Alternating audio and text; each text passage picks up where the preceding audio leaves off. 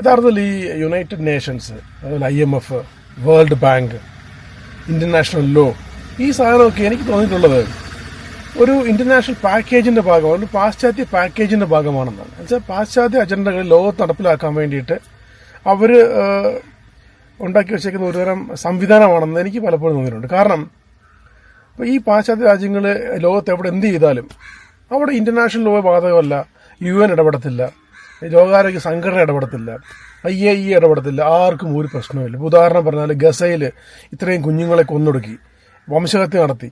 ഒരു ഇന്റർനാഷണൽ ലോയും അവിടെ ബാധകമല്ല. അവിടെ ഒരു തരത്തിലുള്ള UN ഇടപെടലുമില്ല, ഒരു പ്രശ്നവും ഇല്ല, BBC ഇല്ല, അവിടെ CNN ഇല്ല, ന്യൂയോർക്ക് ടൈംസും ഇല്ല, ആരുമില്ല. അതുപോലെ തന്നെ മദൂറ തട്ടിക്കൊണ്ടുപോയി വെനസ്വേലയിൽ നിന്ന്. ഒരു ഇന്റർനാഷണൽ ലോ അവിടെ ബാധകമല്ല, UN മിണ്ടുന്നില്ല, ചത്തു. അവിടെ ഒന്നും ബാധകമല്ല. അതുപോലെ തന്നെ ക്യൂബയിൽ ഉപരോധം ഏർപ്പെടുത്തിയ ജനങ്ങൾക്ക് വൈദ്യുതി ഇല്ല, ജനിച്ചു വീഴുന്ന കുട്ടികൾക്ക് ചികിത്സ പോലും കിട്ടുന്നില്ല. അവിടെ ഒരു മനുഷ്യാവകാശവും ഇല്ല, ലോകാരോഗ്യ സംഘടനയില്ല, ഒന്നുമില്ല. ഇപ്പം ഇറാനെ അറ്റാക്ക് ചെയ്യുന്നു.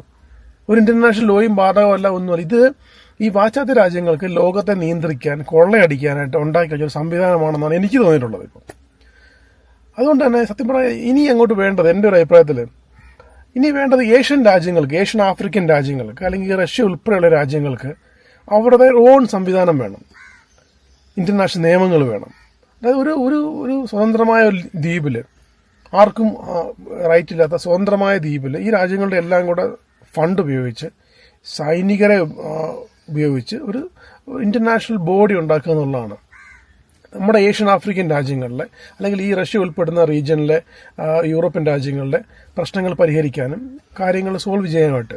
കാരണം ഇത് അതിൻ്റെ ഒരു സമയമായി എന്നാണ് ഇപ്പോൾ തോന്നുന്നത്. കാരണം ഈ പറയുന്ന ഇവന്മാരുണ്ടാക്കി വെച്ചിരുന്ന UN ഇതെല്ലാം തന്നെ തട്ടിപ്പാണ്, അവരുടെ താല്പര്യങ്ങൾക്കാണ്.